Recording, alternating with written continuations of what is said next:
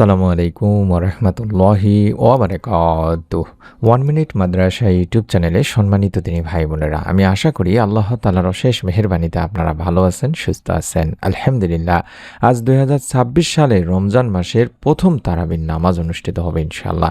এই নামাজ পড়ার নিয়ম, দোয়া, মুনাজাত এবং মহিলাদের নামাজের সহজ নিয়মও আমি এই ভিডিওটিতে আলোচনা করব ইনশাআল্লাহ। আমি আশা করছি আপনারা যদি মনোযোগ দিয়ে ভিডিওটি দেখেন তাহলে আপনাদের সমস্ত কিছু জানা হয়ে যাবে তারাবির নামাজ নিয়ে। আপনি কি জানেন, রমজানের তারাবির নামাজ ঠিকভাবে যদি আদায় করতে পারেন আল্লাহ তাআলা আপনার পূর্বের গুনাহ মাফ করে দিতে পারেন।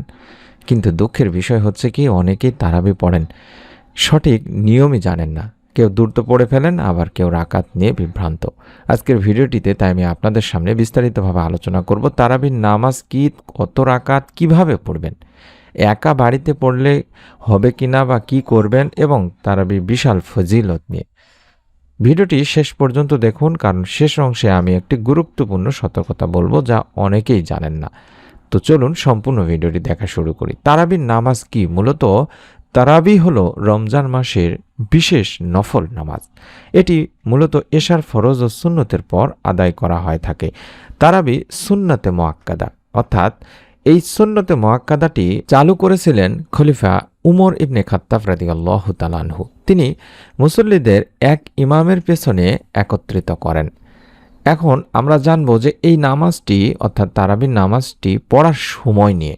মূলত এশার 4 রাকাত ফরজ নামাজ, তারপরে 2 রাকাত সুন্নত নামাজ পড়ার পরই তারাবির নামাজ পড়া হয়ে থাকে, এবং শেষে 3 রাকাত বেতরের নামাজ পড়া হয়ে থাকে। অর্থাৎ সময় হচ্ছে এশার পর থেকে আপনি ফজরের আগে পর্যন্ত এই তারাবির নামাজ পড়তে পারবেন। আশা করি বুঝতে পেরেছেন। এবং কত রাকাত পড়বেন এটা নিয়ে অনেক দ্বিধাদ্বন্দ্ব রয়েছে।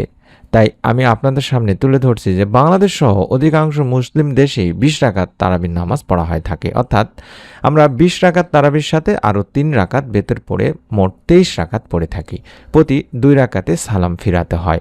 আপনি চাইলে 8 রাকাতও পড়তে পারেন, কিংবা আপনি চাইলে যে কোনো নফল নামাজ যেরকম পড়তে পারেন আপনি কম বেশি করতে পারবেন, কোনো সমস্যা নেই ইনশাআল্লাহ। এই তারাবির নামাজ পড়ার সম্পূর্ণ নিয়মটি এবার আমি ধাপে ধাপে বলছি।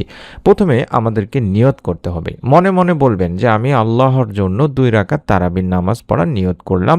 কিবলামুখী হয় ইমামের পিছনে যদি পড়েন, অথবা বাড়িতে পড়লে মা বোনেরা এভাবে নিয়ত করবেন, অথবা আপনারা মুখে বলার প্রয়োজন নেই, মনে মনে বললেই হবে।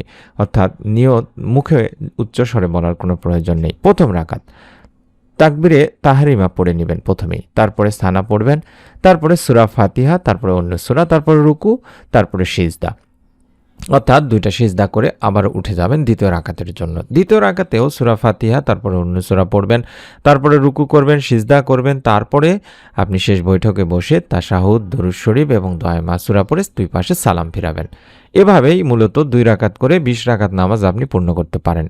তবে হ্যাঁ, আপনি কম বেশি করতে পারবেন, কোনো সমস্যা নেই। আপনার মা ও বোনেরা বিশেষ করে বাড়িতে যদি আপনাদের শরীর ভালো না লাগে, যেহেতু রমজান মাসে আপনাদেরকে পরিশ্রম করতে হয়, সেহেতু আপনারা চাইলে অল্প নামাজ আদায় করতে পারবেন, কোনো সমস্যা নেই ইনশাআল্লাহ। তবে খেয়াল রাখবেন তাহাজ্জুদের সময় আপনারা যেন তাহাজ্জুদের অন্তত 2 রাকাত নামাজ আদায় করেন। যেহেতু খাবারের জন্য বা খাবার রান্না করার জন্য উঠতেই হয় সাহারির জন্য, সেই সময় অবশ্যই পড়ার চেষ্টা করবেন।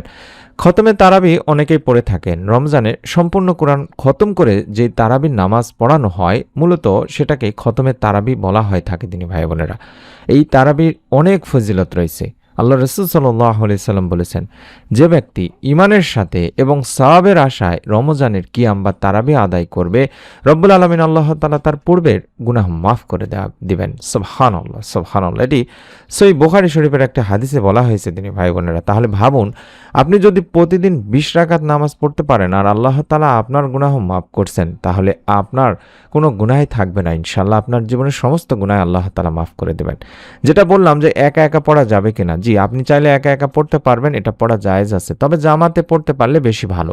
বিশেষ করে পুরুষদের জন্য মসজিদে জামাতে নামাজ আদায় করাই উত্তম। তবে হ্যাঁ, গুরুত্বপূর্ণ সতর্কতা হচ্ছে আপনারা চেষ্টা করবেন কখনোই দ্রুত পড়ে নেওয়া ঠিক হবে না, এই বিষয়ে খেয়াল রাখার চেষ্টা করবেন। এবং আয়াত না বুঝে তাড়াহুড়া করে পড়া ঠিক নয়।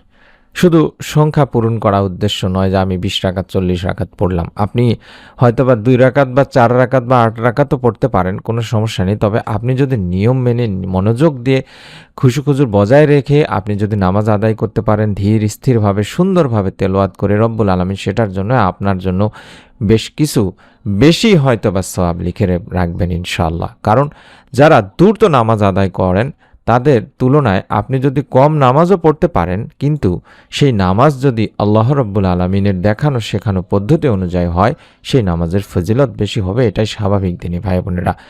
ভিডিওটির শেষে আপনাদের জন্য একটি দোয়ার কথা বলেছিলাম যে হে আল্লাহ, আমাদেরকে এই রমজানের তারাবির নামাজ ঠিকভাবে সঠিকভাবে আদায় করার তৌফিক দিন।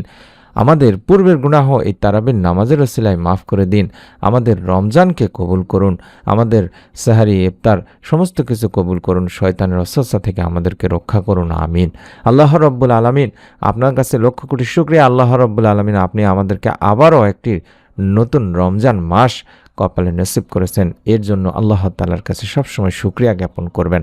আমি অনুরোধ করব তারাবির নামাজ শেষে অন্তত দরুদ ইস্তেগফার বেশি বেশি পড়বেন এবং তাহাজ্জুদের নামাজ আদায়ের উদ্দেশ্যে অন্তত 2 রাকাত নামাজ পড়ে ঘুমাবেন। যদি কোনো কারণে সাহারির সময় উঠে না পড়তে পারেন, তার জন্য অন্তত শেষে 2 রাকাত তাহাজ্জুদের নিয়তে নামাজ পড়ে আপনারা ঘুমাবেন।